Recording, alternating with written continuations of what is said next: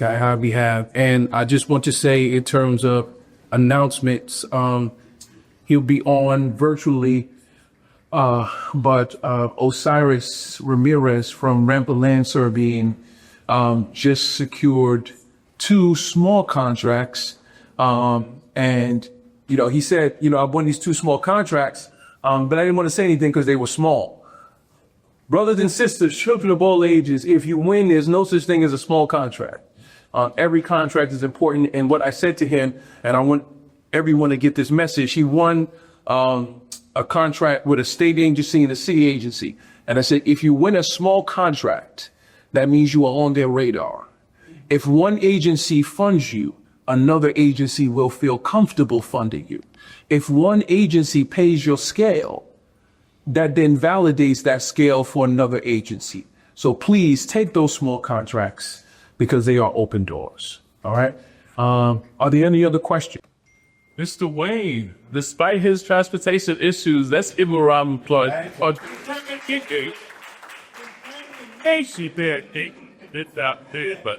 So look, let's dive right into this, right? I want to certainly highlight some of the recent wins. And whenever someone wins in this program, we want to give them a round of applause, as this is an inspiration and motivation for us to continue to share out those opportunities. So first and foremost, let's give Mary a recent, a right. So she's been one of the people who have been very active, very busy, always attending events. And so, you know, kudos to you for showing up, and I hope there's many more stories. Also, I know William, I had a coaching session with William earlier this week. He also shared that there's some opportunities that he recently won. Another round of applause for Wade Powell, who won the main contracts. This contract. So folks, and thank you for the testimonial letter. That was very, how you go. And so for us, we need to just continue to work and collaborate, and there's a lot of peer-to-peer activity that's happening in our midst. And so people are sharing opportunities, people are teaming. I know Frederick is talking to another member of the program, the team. So we're off to a really good start. We can't get complacent. We have to continue to push because there's a lot of courses out there that don't want via wing. So with that said, what we're going to do now is we're going to go into, in the spirit of the topic that we're going to discuss today, I want us to break out in groups of, I think we can do groups of 5. So we're going to have a 10-minute discussion, focus on construction estimating. So you can talk about, what's been your experience in underbidding? What's been your experience in making sure that you understand the scope of work, right? How important is that? How do you handle change orders? How do you handle a scope creep, right? So these are things that I want you to talk about during this breakout session. And then this is going to warm you up for the conversation that we're going to have with Anisha, who's going to be really phenomenal in her talk. So right now, let's break out in groups of 5 if we can. So if you want to pick, we do 1, 2, 3, 4, 5. Okay, so that's your group. 1, 2, 3, 4, 5. Okay, that's your group. Great. And then just kind of hold it. So this is really, really exciting dialogue, folks. I'm glad we had a chance to do some information sharing. Let me get that. Please sit down. All right. So in the first year of our cohort, we had Anisha, and she was able to really provide some very powerful information on estimating, which helped to make the firms in our program much more competitive. So we decided to invite her back. I'm just going to read a quick bio on Anisha. Miss Anisha is an analytical, quality-oriented professional with the ability to perform a wide range of quality engineering tasks on projects from conception to completion. She is well able to simultaneously manage multiple projects and meet critical deadlines. Miss Anisha excels at analyzing production processes, so if any of you need production processes review, she's someone you can talk to. In an effort to increase product quality and accuracy in an organized and detailed fashion, Ms. Anisha is experienced in program software such as On-Screen Takeoff, Primavera, P6, and Revit. I show of hands, how many people use on-screen takeoff, Primavera, or P6 and Revit in their estimating? Okay, so this is going to be an interesting conversation because one of the things we need to do is to bring your technical estimating technology up to speed. And so by learning a little bit about what she uses, this could be very helpful. We want to make sure that at the end of this program, at least by the end of this session, most of you will be using some form of estimating software. So with that said, it's my pleasure to bring you on this to talk to you about construction cost estimate. Let's give it a Hello. Hello? Hi. Thank you for that intro. As he said, my name is Anisha Rajvanshi. I've been doing estimating with DAF Consulting for last 7 years. My forte, I would say, is MEP, but obviously, if you have questions on non-MEP stuff too, I can obviously answer. What is that phrase you say? I didn't hear it. MEP, that's mechanical, electrical, plumbing. Okay. So, No idea. I really like this breakout session. I could see the energy in you guys, so I'm really excited to start the session. I guess I would start with, typically I always ask people, when it comes to estimating, what exactly is that you struggle with? Just so that, when I'm going with the slides, I can focus on those kind of things. So now that you guys have already done this, discussion, did something jump out to you guys? Is there something that you want to mention so that, when I'm going over the slides, I can focus on those things? So, anybody what exactly is it that you struggle with when it comes to estimating? Nobody has any issues. That's fine. You could, please. I have a question. So, it takes a lot of time, especially if you're not going into the softwares to the owner or upper management to do estimation. Would you suggest to hire a third-party estimators to do it professionally for the company in your trade, or would you suggest to learn it first, like we're learning right now? It depends on how much time can you dedicate yourself in doing it. I personally would, if it's me, I would say there's no harm in learning for sure, right? Because somebody can give you a piece of paper and, an estimate and you don't know what you're reading. So you need to be able to understand what is it that you're looking at. So start by learning it. And if you think over time, your time is better off managing and, delegating it to somebody else doing it, that's fine down the line. But at least you can, once you have a piece of paper in front of you, you know what you're looking at. You know the numbers are right. You're able to point out and say, hey, this doesn't make any sense. Or have you thought of X, Y, Z? So initially, I would say, why not spend the time and, try and understand yourself so that you can better defend it. So again, I do a lot of change order work too. So I'm sitting in a meeting with a GC, for example. I usually work for the owner side, but what happens is I have an estimate, the GC has an estimate. Since I have personally done it, I know how many hours does it take, or I get to literally defend each and every single line of mine. And, that way we can have a smart conversation, if that makes sense. Okay. I have one. Sure. In the case that from the marketing sector, I'm great with it. In the case that how to do this, I keep receiving a lot of emails and calls for per chart. Mm-hmm. In the way, in my case, that I know how to do it, I'm fast at it. I do it. And also the money. Later on, do you think it's still worth it for me to do? Because as you said, I do it and I know absolutely, and Right.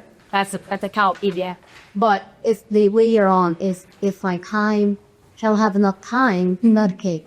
What I get afraid of, because I work stories that means some people don't do it that well. And that's what Some people don't want to say that. They can all do the takeoff. Well, I'm afraid of delegating that and then having that loss in my side. Yeah, so That's why I guess, and there are some QA/QCs that we ourselves also do, and I'm gonna get to them. And I guess I'm jumping ahead in class, but hey, what's the harm? Like, I want to make this class interactive. So, over time you'll start to see patterns in projects. So, for example, like for a residential building, I kind of know mechanical it would be $50 a square feet, or electrical is going to be say $70 a square feet. I'm making numbers up here. Don't go and put that in your bid. But so once you start seeing those patterns, we keep a historical data, and from your experience, okay, this is not making sense, or this quantity is not making sense. Like if I have a 1,000 square feet room, my partition walls, or whoever has done the takeoffs, you see that somebody has 20,000 square feet of drywall. So that's going to jump out to you. So, obviously you have to kind of trust the process or trust the person who is doing that, but also have your guards up and, have that QA/QC back in your head that, okay, this per square feet cost is making sense. And if it's not, let's say it's higher. I'm not saying that cost per square feet is always going to be that, but at least you'll ask that questions like, why do you have this quantity at 20,000 or whatever? So I think that project data is the first step that we typically do, which is calculating the whole square feet and calculating the cost per square feet or cost per fixture kind of cost. And we always compare and see, okay, it's in line with what we have done in the past. History, exactly. Historical context. Yes, good. Question for you. Oh, there's another question. Go ahead. Hi, I'm Lillian. Thanks, Anisha. My question is, what would you say to someone that's struggling with underbidding? With underbidding, is it because, so you say like you've put a number and it came way too low and the person said, so I guess where you're lacking is maybe like being able to quantify your project accurately. That's where you're lacking, right? So, go back and look, what did you miss? So I think every loss is not a loss, but a learning opportunity. So take that as a learning opportunity. Look at every project that you have lost by what margin did you lose it with? What mistakes did you do? So, oftentimes we just, okay, we lost it, we move ahead. We think that, okay, we don't have the time to go over all of this, but just that's one thing that I always tell people, like the project data, as I said, putting that cost per square feet, developing that historical data, it might feel like you're wasting your time and, you have 10 other bits to go to. But by spending time putting 10 bits together and losing them all, why not, work on your data that you have a better database, refine your bits. So go after 5 instead of going after 10, but do them well. Make notes of why did you lose, where did you lag, what was missing in your numbers. And I was going to say, this is a great point. The other thing you could do when you underbid is, especially if you're bidding directly with the development agency or a project firm, you can ask for a debrief fee, right? And so we do it all the time, especially when it's really close. And the debrief will, what we found is that the debriefing, when you lose, ask for a debrief, and it'll give you an opportunity to hear from the owner or from the client where you went wrong. And that information we found helps us to shore up our proposals, to make it more competitive. So I would say always, don't just take a no and it's a loss and you go away. But do come back to the table and say, we're really interested in working with you. What could we do better the next time? When you ask for debriefing, what's all the information that they give you? What are all the info? So it's what you asked for. We had a case in point where when you ask for a debrief, what is the information you're asking for, right? What do you get? What are you getting? So we bidded on a very large project in Albany, and we came second. And we thought that we had it in the bag, but we're bidding against a large company. So after we asked for a debrief, and after a month, we sat with the client, and they explained to us step by step in the proposal where we went wrong. So as an example, they talked about what the other client did. So they said, they highlighted lessons learned. So you do a project, right? And you complete the project, but in that process, you can discuss what lessons learned. So now you're really being you're providing not only the rudimentary technical side of things, but you're saying, what did we learn, right? So we have a number of projects where we learned a lot of lessons. So that's your opportunity to say, yes, we finished this project or that project, but here are the lessons learned. The other thing you want to do is think about, how do you set yourself apart in your proposal? So you should always have the section in your proposal that says what sets us apart. We run faster, our pricing, our staffing is much more lean. And these are some of the things that you could begin to ask for. And then you could also, to your point on project history, you could find out, if you're bidding for something, is there a firm that's already providing the service to the client, so that you avoid being a cursory check the box exercise, because sometimes the client may have somebody in mind. So you can always ask yourself, like, to your point we were talking about earlier, when to roll up your sleeves and put in all your resources, or when to pass. And let me add one thing to that. Always be able to validate why you can do it at a cheaper price. Because if the industry standard says it costs $4 and you can do it for $3, and you have a real reason why you can beat that industry standard, you need to make sure it's in your narrative and you're explaining it. Because we get that all the time with our proprietary software, because it helps us to do things cheaper. And so when we bring in our bid and it's low, we have to explain to them we're low, not because we're trying to just, cut the corners, but we actually figured out a way to give you the same quality at a lower price. Also, now, In other words, value proposition.